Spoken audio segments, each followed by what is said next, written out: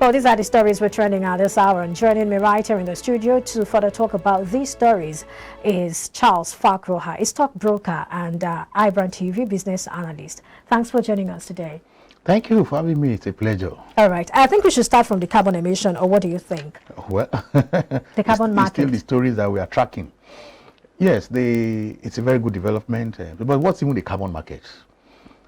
That is, you're just trying to encourage people to reduce their greenhouse gas emission. So when you reduce it, that amount you reduce is now packaged as a tradable asset, and that is what is traded in that market. So if you reduce, you have a higher score. So it's to encourage companies, countries to do processes that will reduce their pollution in the environment. That's just basically what a carbon market is. It could be a voluntary carbon market, it could be compliance, but we are starting now with a voluntary carbon market. That is, the organizations need to understand that this is their role in terms of preventing climate, preventing planet Earth.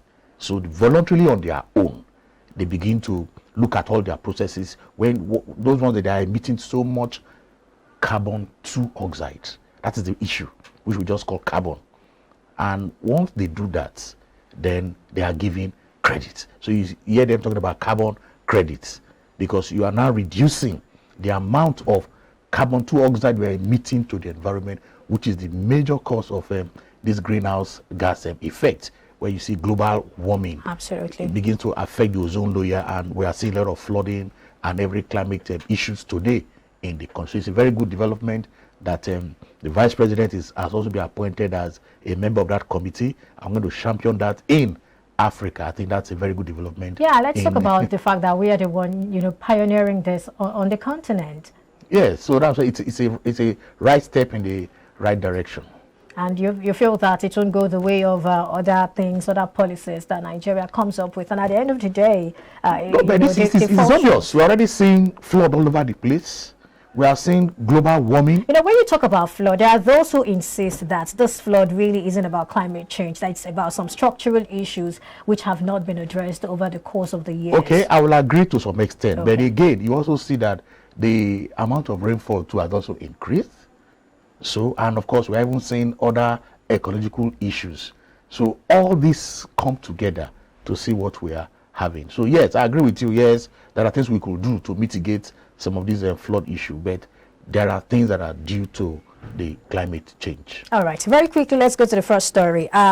Talking about the auction that will be happening in November, some of these blocks in Lagos. Let's talk about that. How far will this auction, help us in shoring up oil production in Nigeria? Because the aim is that at the end of the day, we want to shore up oil production. We want to produce more.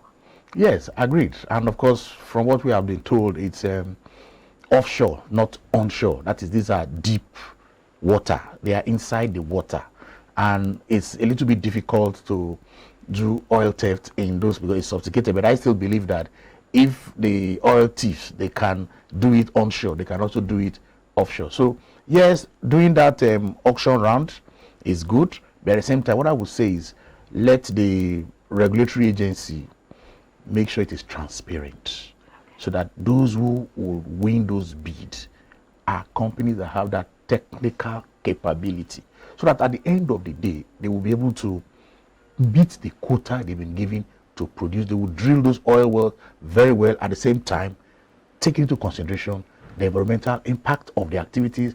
And of course, the host communities close to them there, they should also take care of those communities.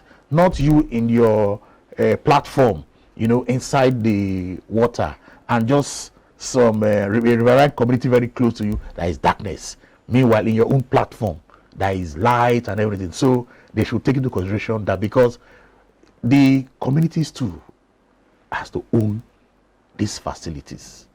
And that's what the PIA is trying to address, where the community, they have a community development fund, from the proceeds of this oil transaction, so that they will take ownership of this platform, and at the end of the day, we'll be able to meet our production quota and prevent oil theft.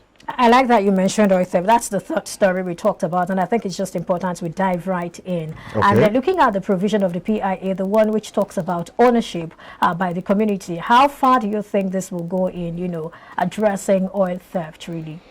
Well, again, we have to look at our values, because already some of the communities are already complaining that that provision, I think it's about 3% or so, that they want it to increase and all that. Yes, for me, it's a good start. At least the PIA has recognized that for we to do profitable oil business transaction, producing oil in the country, we need to take the community as part owners of this business, and that's what that has done. So I will encourage the community leaders to take that, follow the government, and ensure that they play their own part when it comes to these oil facilities located in their communities. All right, the third story now, before we go to the second, that's because there's a connection between the first and the third story. The third story talks about the federal government acquiring a software to address oil theft. If you ask me, I'll say, why did it take us so long before, we decided to get that? What's been happening all this while? Well, I would just say there are two best times to plant a tree. 20 years ago, and the next best time is now. Yes, we've seen the embarrassment we have caused to ourselves. We've seen, as an OPEC country, people have said, how come you can't even meet your production quota? And that's affecting our revenue. So now, people are looking at different solutions, and the government has come up with this, and they are telling us, like, I agree with you, this will have been done since yesterday, long ago, but thank God it has come today. But the issue now is, I hope, that human element, because in any digitalized operations where you're using computer, the human element is also there. So I just pray that the human element that is involved in what this human operation, element? I want you to explain that human element. I think I know where you're going, but I would like you to, explain it. Yes, that's why we keep saying the humans, human resource is your most critical asset. Let these human beings that will operate and make use of this software, let them have that ethical value, that this is a national call, that whatever they are doing, they should ensure that, yes, those equipment, those softwares are used to detect this oil theft, and at the same time, it is reported to a control center, and, measures are taken immediately to arrest those who are involved.